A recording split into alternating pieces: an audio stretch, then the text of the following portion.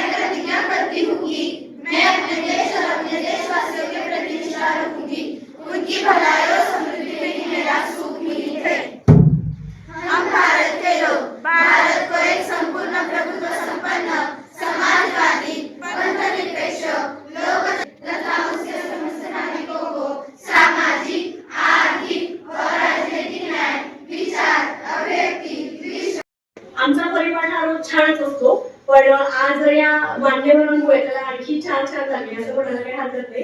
Nimkar madam यांचं पुन्हा एकदा शाळेतर्फे अभिनंदन करूयात आपण। समाजासमोर ठेवण्यास ग्रामीण व सर्वसामान्य विद्यार्थ्यांपर्यंत शिक्षणाची गंगा पोहोचवण्याचे अगदी महत्त्वाचे कार्य ज्यांनी केले त्यांच्या विचारांना आणि कार्याला मनपूर्वक सलाम। त्यांच्या स्मृतींना नमन करून आपण आपल्या आजच्या या कार्यक्रमाची सुरुवात करूया।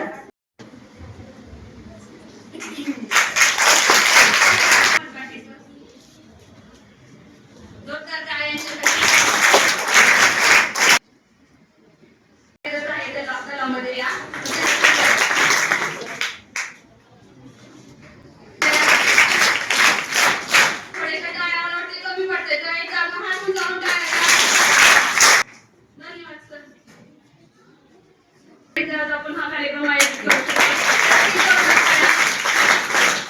आणि भारतीय सैन्य दलातील अतिशय धाडसी व्यक्तिमत्व हे आहे। त्यासाठी परत एकदा जोरदार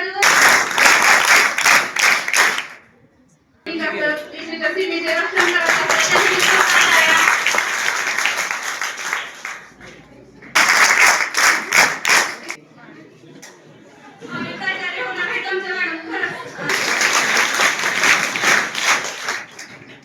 पुढे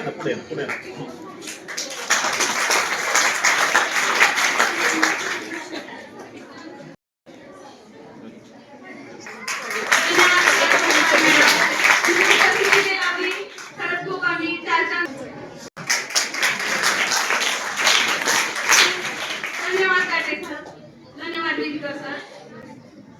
नवनवीन उपक्रम राबवणाऱ्या व सर्व विद्यार्थ्यांनी सर्व गुरुदेव कार्यकर्ते यांना आपल्या मायेच्या पंखाखाली मार्गदर्शन करणाऱ्या आमच्या लाडक्या प्राचार्य यांच्यासाठी जोरदार टाळ्या झाल्या पाहिजेत।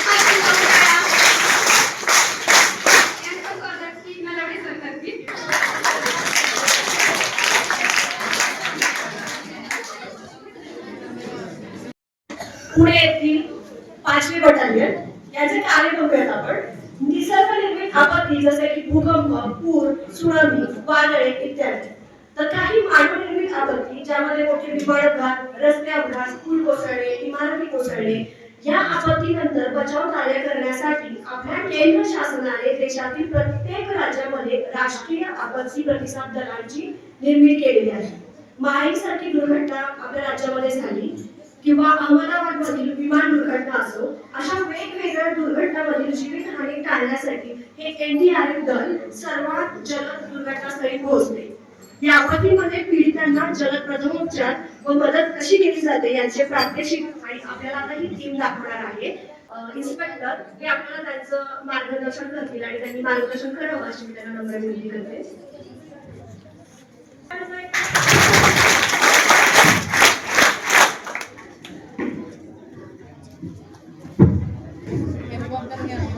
सर, टीचर्स, माय डियर स्टूडेंट्स, मैं बता दूं, मैं इंस्ट्रक्टर अंकित, मेरी टीम है, सभी लोग मराठी बोल लेते हैं, सब मास्टर करने वाले हैं।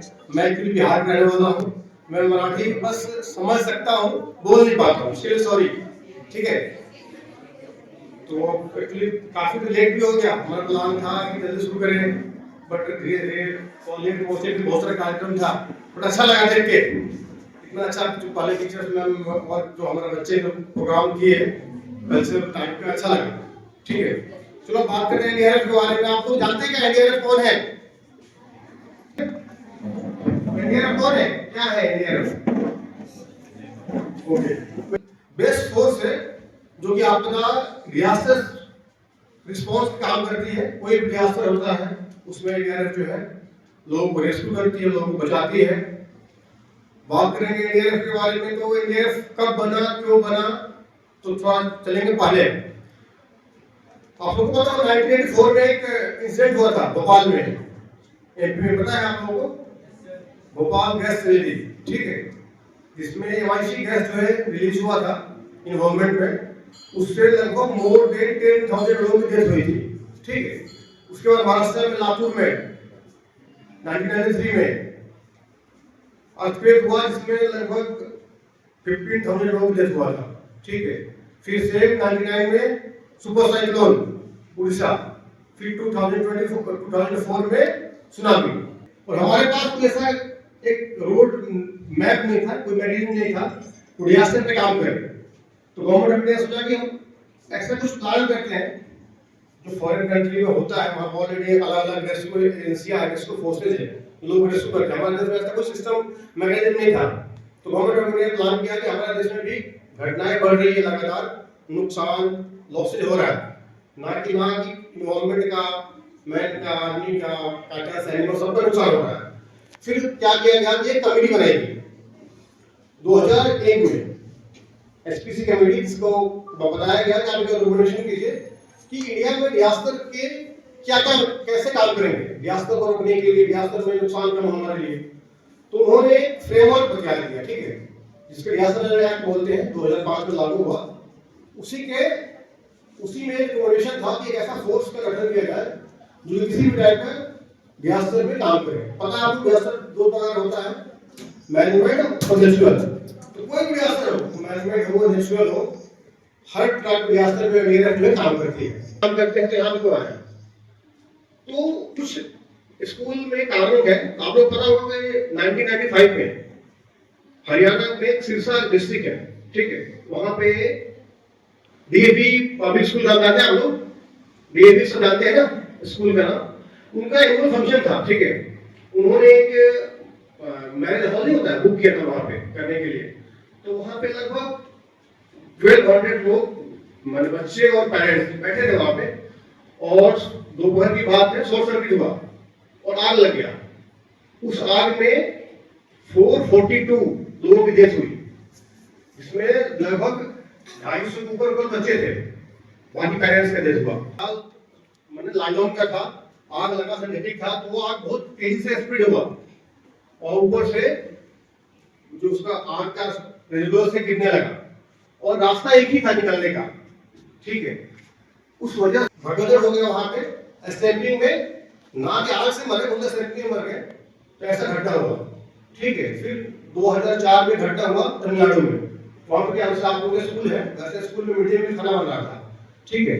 दोपहर की घटना थी 11 बजे की, वो फूस का छत था, उसका जो खाना बनता था, और वहां पे किसी कारणवश खाना बनते आग लग गया, आग लग के और स्कूल में आग फैल गया। उसमें क्या हुआ कि जो उसका लिए स्टेट कंडीशन था उसमें भी कि बच्चों का जो फर्स्ट सेकंड फ्लोर तक बच्चे पढ़ाई कर रहे थे, तो रास्ता उनके पास सीढ़ी एक ही था उतरने का। कुछ बच्चे जंप कर गए, उससे भी घायल हो गए, डेथ हो गया। और कुछ लोग सीढ़ी से आए, बाहर निकले, बट क्या है सीढ़ी में ऑब्स्टिकल था, सामान रखा गया था, काफी दिक्कत हो निकलने में लोगों को। तो जो बड़े बच्चे थे वो सीढ़ी निकल गए, बट जो छोटे बच्चे थे इसमें 5 साल से लेकर और 7 साल के एज तक, उसमें 94 बच्चों का डेथ हो गया जल पे। ठीक है, आप सोचो ये हमारा देश में कितना बड़ा ट्रेजेडी हुआ स्कूल्स में। फिर गवर्नमेंट ने बोला नहीं, जो हमारी सेंट्रल एजेंसी है जिसे इंडिया में जो रेस्क्यू करती है, वो अपने टाइम में डिजास्टर में काम करेंगे। डिजास्टर के अलावा जब टाइम है तो जहाँ स्कूल में जाना है, बच्चों को जाके ट्रेनिंग देना है, स्कूल सेफ्टी प्रोग्राम बोलते हैं कि कोई डिजास्टर हुआ तो कैसे बचेंगे आप, और ना भी खुद बचेंगे, बल्कि अगर हम ये मानते हैं कि बच्चों को ट्रेन करेंगे तो बच्चे अपने पेरेंट्स को बोलेंगे, फैमिली को बताएंगे, फैमिली से फिर कम्युनिटी में अवेयर होगा, सारे तरफ एक स्प्रेड हो जाएगा एक मैसेज। साथ ही साथ हम लोग कम्युनिटी में ग्राम पंचायत में जाके ऐसे एक प्रोग्राम करते हैं, तो ऐसे हम काम करते हैं। ठीक है, अब सोचो कि इंडिया में कितनी है, पूरा देश पूरा देश हमारा कंट्री, तो टोटल हमारे कंट्री में 16 बटालियन डीआरएफ है। ठीक है, और एक बटालियन में टोटल मोर देन 1000 लोग काम करते हैं। लगभग एनडीआरएफ के 16,000 लोग इंडिया में काम करते हैं। अब एनडीआरएफ कहाँ है इंडिया में, तो जो भी हमारे स्टेट है जहाँ पर डिजास्टर जोन है, ठीक है, वहाँ पे एनडीआरएफ ऑलरेडी डिप्लॉय है। अब बात करते हैं कि फर्स्ट बटालियन हमारी है आसाम गुवाहाटी में, जो पूरी डॉर्सेट को देखती है। सेकंड बटालियन वेस्ट बंगाल में है। थर्ड बटालियन हमारे उड़ीसा में है, उड़ीसा को देखती है। फोर्थ बटालियन हमारे तमिलनाडु में, जो पूरी तमिलनाडु और उधर केरला को देखती है। हमारी जो है बटालियन है, हमारा जो काम करने का एरिया है पूरा महाराष्ट्र और गोवा में। कोई भी डिजास्टर होगा, किसी तरह का डिजास्टर होगा तो हम उसमें रेस्क्यू लोगों को बचाएंगे, रेस्क्यू करेंगे। ठीक है, मशीन बटालियन जो है गुजरात में है, सेवन बटालियन हमारे पंजाब में है। ऐसे ही जो भी स्टेट है हमारा जहाँ पे डिजास्टर के 100% पॉसिबिलिटीज है, ठीक है, वहाँ पे ऑलरेडी हमारा बटालियन डिप्लॉय है। इसके अलावा मान लीजिए महाराष्ट्र में अभी डिजास्टर नहीं आया है, असम में आपको पता है, बिल्कुल देखते हैं आपको, असम में बहुत ज्यादा फ्लड है असम में। तो अगर यहाँ पे हमारा सिचुएशन नॉर्मल है तो यहाँ जो एनडीआरएफ फ्री है, जहाँ डिजास्टर जहाँ पर नहीं आ रहा है, उस एनडीआरएफ को हम असम में भेजते हैं।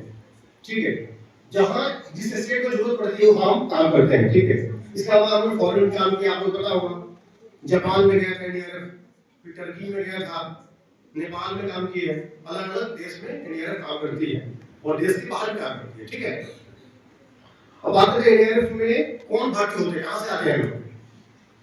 तो एनडीआरएफ को रिक्रूटमेंट नहीं होता है। आप सोचते होंगे कि एनडीआरएफ में भर्ती होगा क्या प्रोसेस है, तो एनडीआरएफ को रिक्रूटमेंट नहीं होता है और सभी लोग एनडीआरएफ में आते हैं, फोर्स से आते हैं। ठीक है, हम लोग पता होगा फोर्स हमारे इंडिया में 2 टाइप का फोर्स होता है। ठीक है, एक होता है मिलिट्री, पैरामिलिट्री। मिलिट्री में आर्मी, एयरफोर्स, नेवी आता है, और पैरामिलिट्री बात करें तो BSF, CISF, CRPF, ITBP, SSB और असम राइफल्स आते हैं। तो जो पैरामिलिट्री है 6, उनको मिला के एनडीआरएफ को गठन किया गया था। उसमें से 7 ईयर के लिए लोग डेपुटेशन में एनडीआरएफ में आते हैं, 7 साल अपना योगदान देते हैं, काम करते हैं, फिर 7 साल जैसे खत्म होगा फिर अब उनको हम अपने जो बटालियन है फोर्स के उसमें वापस ले जाते हैं। अब स्पेशल क्वालिफिकेशन जो साइंस बैकग्राउंड होते हैं उनको ज्यादा प्रायोरिटी देते हैं एनडीआरएफ के लिए। ठीक है, और आप सोचते हैं आप ट्रेनिंग करते हैं एनडीआरएफ के लोग, तो हम तो फोर्स के लोग हैं। जैसे आज यहाँ पे एनसीसी बैठा है, पता हम लोग फोर्स का लाइन क्या था, हम लोग फोर्स की ट्रेनिंग करते हैं, फोर्स में भर्ती होते हैं सब। बट क्या है कि फोर्स का जो रोल है, ड्यूटीज है, अलग है। एनडीआरएफ की ड्यूटीज अलग है। ठीक है, तो एनडीआरएफ में हम आते हैं, आने के उपरांत 6 मंथ का ट्रेनिंग करते हैं। ठीक है, जो अलग अलग मॉड्यूल्स से अलग अलग आपको सब्जेक्ट पढ़ाया जाता है। 6 मंथ ट्रेनिंग करते हैं, जिसमें क्या पढ़ाते हैं, हम एमएफआर मेडिकल फर्स्ट रेस्पॉन्डर, कोई भी घायल है, कोई बिल्डिंग कोलैप्स हो गया या कोई अर्थक्वेक आ गया या कोई रोड एक्सीडेंट हो गया, ट्रेन एक्सीडेंट हो गया, तो उसमें कोई घायल है विक्टिम, उसको कैसे बाहर निकालेंगे, कैसे उसको फर्स्ट एड देंगे, कैसे उसको फर्दर हॉस्पिटल के लिए भेजेंगे। ठीक है, उसके बाद ट्रेनिंग करते हैं हम सीएसआर, कोलैप्स आ गया, कोई बिल्डिंग कोलैप्स हो गया, गिर गया, लैंडस्लाइड हो गया।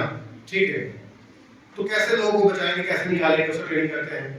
इसके बाद हम बात ट्रेनिंग करते हैं सीआरएन, केमिकल, बायोलॉजिकल, न्यूक्लियर। आपको पता होगा कि कोई आज बहुत सारा घटनाएं बढ़ भी रहा है केमिकल का।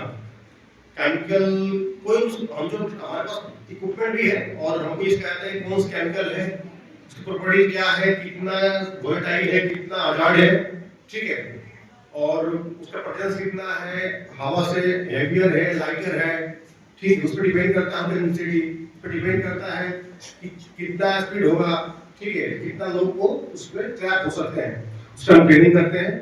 और कौन से इक्विपमेंट है जिससे यूज करेंगे, इक्विपमेंट सीखने हम इक्विपमेंट सीखते हैं। हमारे पास ऐसा इक्विपमेंट है जो कोई भी केमिकल रखते हैं, हम इक्विपमेंट ऑन करेंगे, बता दें कि ये केमिकल है यहाँ पे और इसका प्रेजेंस जो है कितना है, सीपीएम कितना आ रहा है, फिर हम उसको फर्दर देखते हैं यहाँ पे हमको क्या चाहिए, हाँ सेफ्टी प्रिकॉशन क्या है, ठीक है, कितना आउटर कोटर होना चाहिए, कोटर होना चाहिए, अलग-अलग हम फिर डिसाइड करते हैं, बनाते हैं, फिर काम करते हैं। सेम बायोलॉजिकल बैक्टीरिया है, फंगस है, आपका वायरस है, ठीक है, वो कितना खतरनाक है, कौन सी है, ठीक है, कैसे लोगों को कम्युनिटी में फैलता है, बीमारी फैलता है, कोई आउटब्रेक होता है, कैसे लोग बचाएंगे हम, उसके लिए हम ट्रेनिंग देते हैं। हाँ रेडिएशन, आप लोग पता है रेडिएशन क्या होता है, तो बताएगा रेडिएशन क्या होता है? ऐसा नहीं कि आपको कहानी सुनना है वो सब लग रहा है कह रहा हूँ, आप सुन रहे हो, कुछ रिस्पॉन्स तो करो। मैं मानता हूँ हम भी तो यहीं से आए कुछ के स्टूडेंट लाइफ में, तो तुम्हें कम्युनिकेशन करोगे तो हमको कैसा लगेगा, कुछ आप पूछेंगे, कुछ हम बताएंगे, ठीक है, मैं आपको साइलेंट बैठेगा, तो लिसनिंग मोड में चलेगा, लिसनिंग मोड में, ऐसा नहीं होना चाहिए, ठीक है। मैं चाहूंगा आप लोगों को कि ये दिखाओ वीडियो, ठीक है, क्लास का जो है लेवल अंडरस्टैंडिंग का जो डाउन हो जाता है, उसको अपग्रेड करने के लिए क्या करते हैं, कुछ गिला बताते हैं, कुछ कहानी दिखाते हैं, कुछ वीडियो दिखाते हैं। एक वीडियो दिखाऊंगा आपको, वीडियो में दो फायदा होता है, आप कुछ चीज ना आप लिसनिंग करने से कितने % अंडरस्टैंड करेंगे, देखने से, पढ़ने से, सुनने से, तो मेरा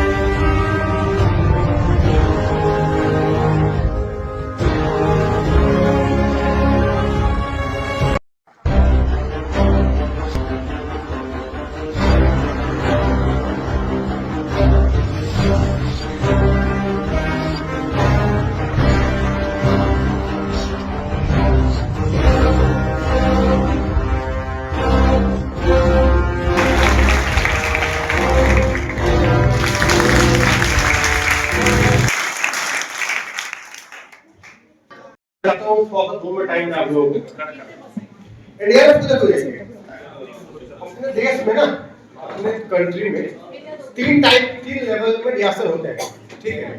3 लेवल पे काम होता है कंट्री में। एक होता है लेवल 1 डिस्ट्रिक्ट लेवल, लेवल 2 होता है स्टेट लेवल, लेवल 3 होता है सेंट्रल लेवल। तब बात करते हैं कि मान लो कोई भी घटना डिस्ट्रिक्ट हो गया, वो घटना कितना ज्यादा है, हेवी कितना है, उसका इंटेंसिटी ज्यादा है, ज्यादा लोग अगर ट्रैप हुए हैं, आपण 15 ऑगस्ट आणि 26 जानेवारी या दिवशी स्वातंत्र्य दिन किंवा प्रजासत्ताक दिन साजरा करत असतो, बरोबर? त्याचा आनंद घेत असतो. पण हे जवान जे आहेत ते वर्षभर देशाची सेवा करतात आणि या दिवसात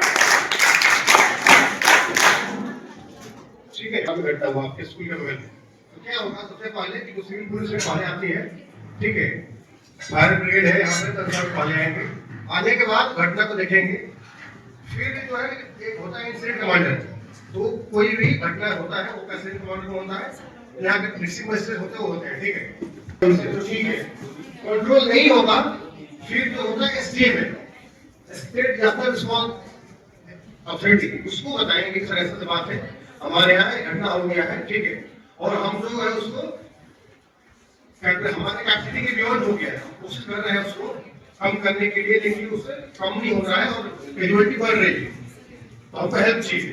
तो एसडीएमए के थ्रू क्या होगा कि जो भी स्टेट के डिजास्टर फोर्स है, जैसे एसडीआरएफ है, यहाँ असल में 2 एसडीआरएफ है, ठीक है, एक नागपुर में है, एक धुली में है, उनके यहाँ लगभग 300 लोग काम करते हैं एसडीआरएफ के, महाराष्ट्र में वो अपना एसडीआरएफ है नहीं वहाँ पे, ठीक है, फिर एसडीआरएफ वहाँ पहुंचेंगे, येऊ शकता. एवढं लक्षात आलं. मग आता एनडीआरएफ मध्ये आल्याच्या नंतर एनडीआरएफचं काम काय?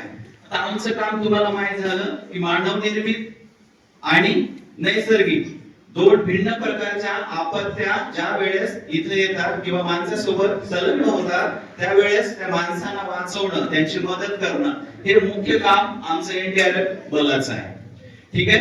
मग आता नैसर्गिक आपत्तीमध्ये काय काय कोण सांगाल? नैसर्गिक आपत्तीमध्ये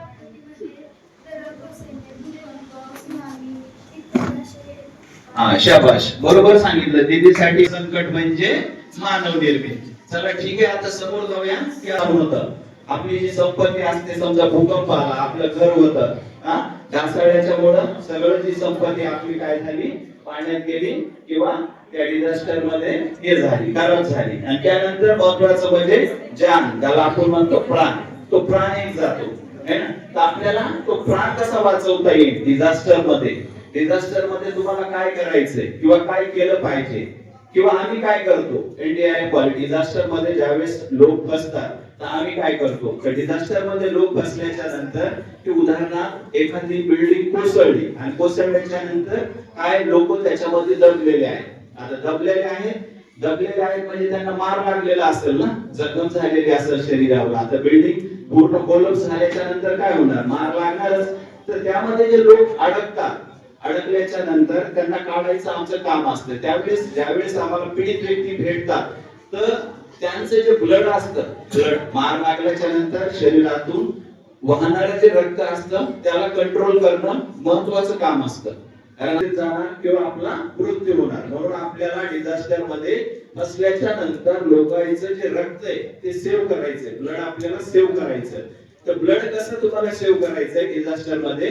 त्याचे 4 प्रकार आहेत. तेव्हा की माणसाच्या शरीरामध्ये रक्ताचं प्रमाण किती आहे, तर त्याला जिथं जखम झाली होती, जिथून रक्त निघत होतं, असं पकडून ठेवायचं. तुम्हाला असं पकडल्याच्या नंतर ऑटोमॅटिक ते बाहेर रक्त पडत होतं डिझास्टर मध्ये, पीडित व्यक्तीचं ते थांबणार आहे. लक्षात आलं का तुमच्या? करणार का मग तुम्ही? स्टाफ आहे त्यांना तरी कसं असेल येते ना तुम्हाला? नॉर्मल गोष्टी आणि कोणी सुद्धा करू शकता. त्यामुळे आता इथं बघताय डोस पीस ठेवलेला आहे आणि त्यानंतर बँडेज, बस एवढंच काम करायचंय.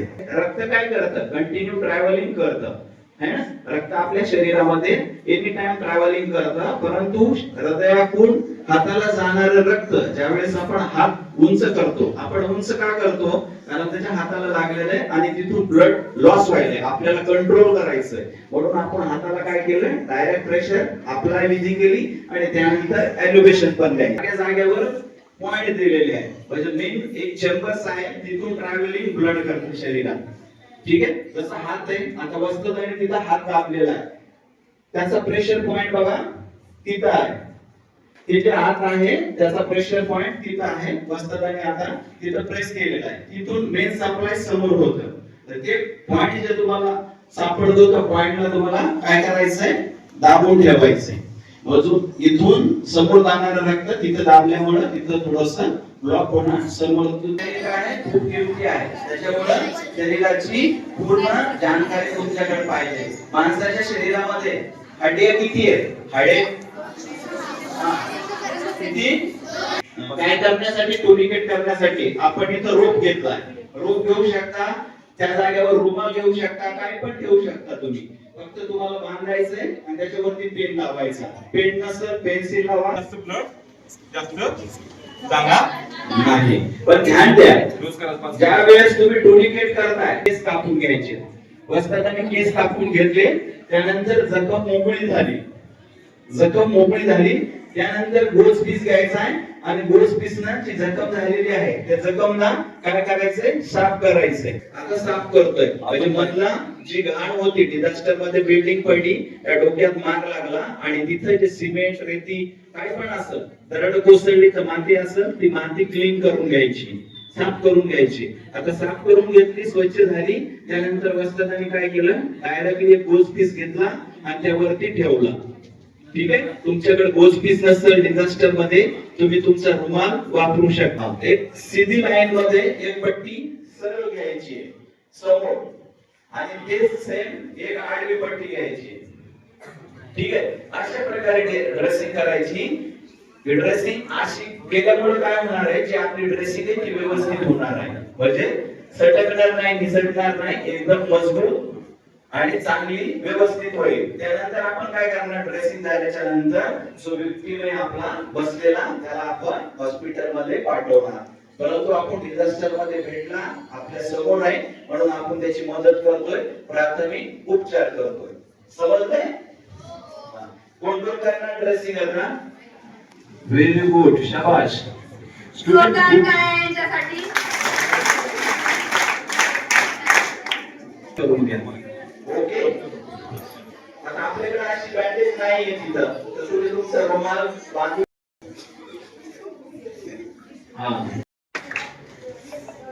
बघा किती छान ड्रेसिंग केली वस्तादानी. त्यामध्ये कान दाखल नाही पाहिजे, कानावर प्रेशर आलं नाही पाहिजे, कानावरती डोळ्यावरती समोर आला पाहिजे, डोळ्यावरती पट्टी आली नाही पाहिजे, दोन्ही कान मोकळे पाहिजे. कान मोकळे ठेवायचे आणि पट्टी जास्त टाईट पण नाही आणि जास्त लूज पण नाही. त्याप्रमाणे तुम्हाला शोल्डरवर पूर्ण बॉडी घ्यायची आणि जे त्याचा मुलगा आहे त्याला आपण डोकं म्हणतो, त्याला डावा हात पकडून ठेवायचा आहे. बघा त्याची डोकं आहे त्याची मूवमेंट नाही झाली पाहिजे म्हणून शाबाश. डावा हात मानेवर. ओके. चालू थोडं ज्याच्यामुळे तुमची बॉडी पूर्ण सेफ राहील. ओके. शाळेमध्ये बँच असतात ना, बँच मध्ये जायचंय. म्हणजे आपण खाली जातो याच्यामुळं की आपण छोटं पोझिशन करायचं सुद्धा त्या खाली येऊ शकता. फक्त त्या बँचचे जे पाय आहेत त्याला पकडून ठेवायचं. तुम्हाला भूकंप आल्याच्या नंतर जे टूल्स आहेत त्याला पकडायचं आहे. इमेज मध्ये बघायचं वरती ड्रॉप, कव्हर अँड होल्ड टॅगला ठेवायचंय डोक्याच्या वरती. 5-6 सेकंदचा जो झटका आहे तो अगर तुमचं हेड ज्या वेळेस भूकंप आला तर तुम्हाला असं पोझिशन करून त्याच्यातून बाहेर पडायचंय. समजलं? छोटं पोझिशन समजायचं.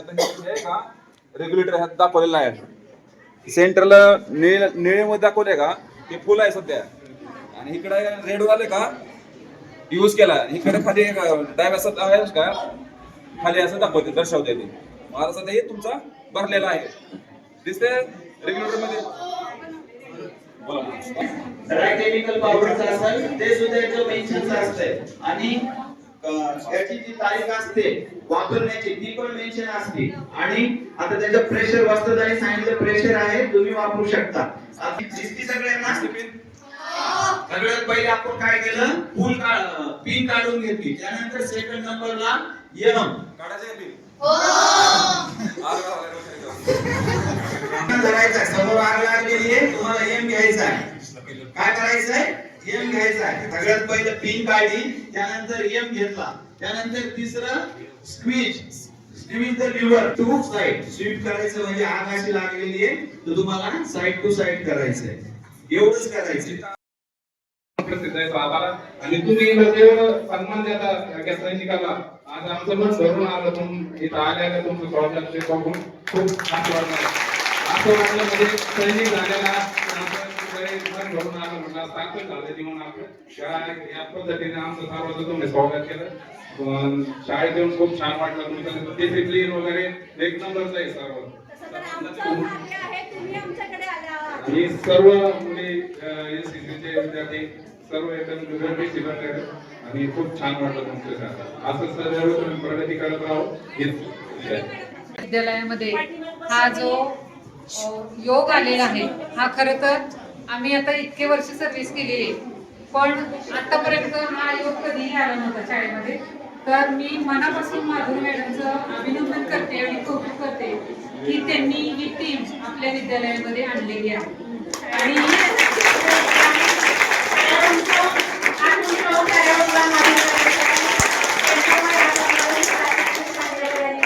इतकं सुंदर प्रात्यक्षिक म्हणजे तुम्हाला माहितीये का मला हे क्षेत्र फार आवडतं. सैन्य दल मला फार आवडतं आणि समजा मला जर एखादं मुलं असतं समजा तर मी नक्की सैन्य दलात घातलं असतं. इतकं मला ती प्रचंड आवडते.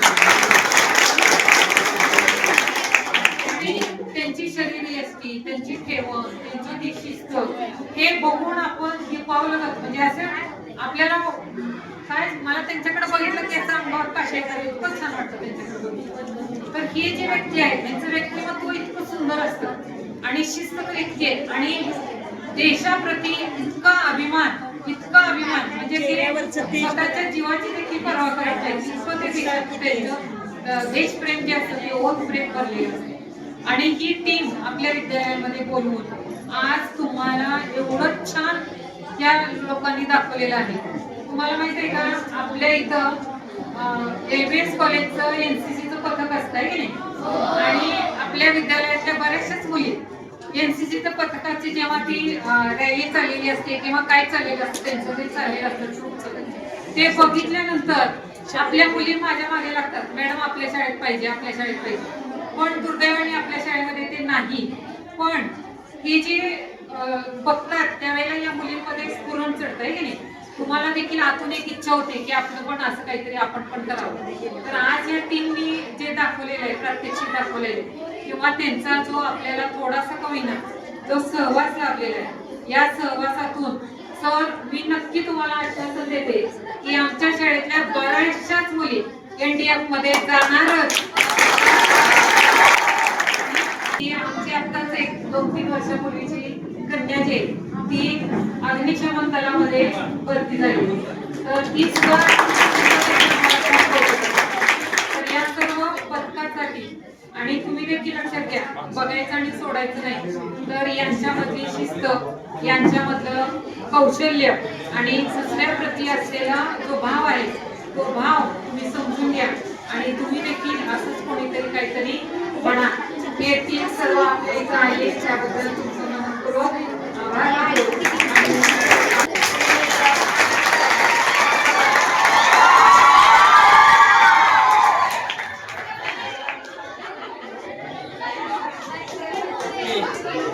परत नक्की या सर आमच्या शाळेमध्ये परत पुढच्या वर्षी.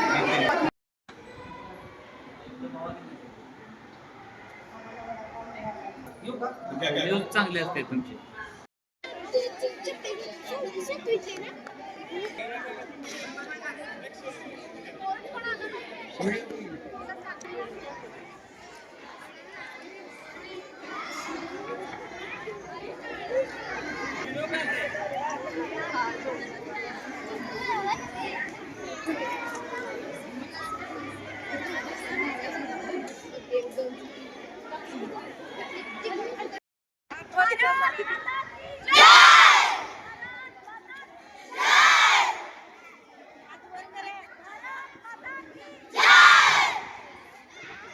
आज सौ सुशीलादेवी साळुंखे हायस्कूलमध्ये NDRF हे पथक दाखल झालेलं आहे आणि या पथकाच्या माध्यमातून आम्ही विद्यार्थ्यांना आपत्ती व्यवस्थापन याबद्दल प्रात्यक्षिकातून सर्व माहिती दिलेली आहे. NDRF पथक आतापर्यंत आपण नुसतं लांबूनच पाहत होतो, परंतु आज त्यांच्या सहवासाने आमचं सर्व विद्यालय भारावून गेलेलं आहे आणि या पथकाने दाखवलेलं प्रात्यक्षिक किंवा या पथकातून दाखवलेलं जे काही त्यांनी मार्गदर्शन केलं होतं, या मार्गदर्शनातून आमच्या विद्यार्थिनींना आम्हा सर्वांना खूप खूप प्रेरित केलं आणि आम्हाला एक उत्साहपूर्ण वातावरणामध्ये या सर्व पथकाने आम्हाला सखोल असं मार्गदर्शन केलं आणि या सर्वांच्या या सर्व कार्यक्रमाला आम्हाला प्रेरित करणाऱ्या आमच्या सुशीलादेवी साळुंखे हायस्कूलच्या प्राचार्य कदम मॅडम यांच्या मार्गदर्शनातून हे सर्व टीम आमच्या विद्यालयामध्ये आज दाखल झाली आणि आम्हाला एक अगदी रोमांचित करणारा अनुभव त्यांनी दिलेला आहे. त्याबद्दल या टीमचं मी मनापासून आभार मानते. पथकाच्या माध्यमातून आलेली ही जर सर्व टीम आहे, या टीमनी आमच्या विद्यालयातील खूप साऱ्या मुली प्रेरित झालेल्या आहेत आणि त्या NDRF किंवा आर्मीमध्ये असं जॉईन करणार आहेत. ही आमच्यासाठी खूप अभिमानाची गोष्ट आहे आणि आम्हाला त्याचा खास खास अभिमान आहे.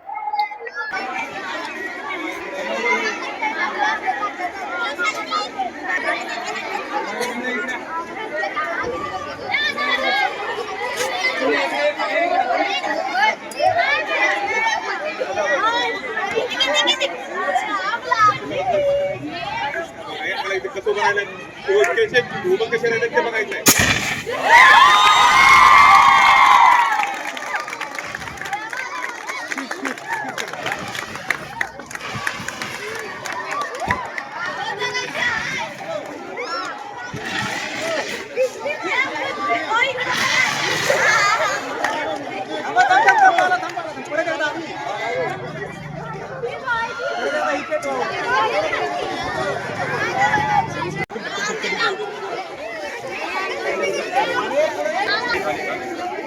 व्हिडिओ घेऊ दे, एक मिनिट थांबा एक मिनिट.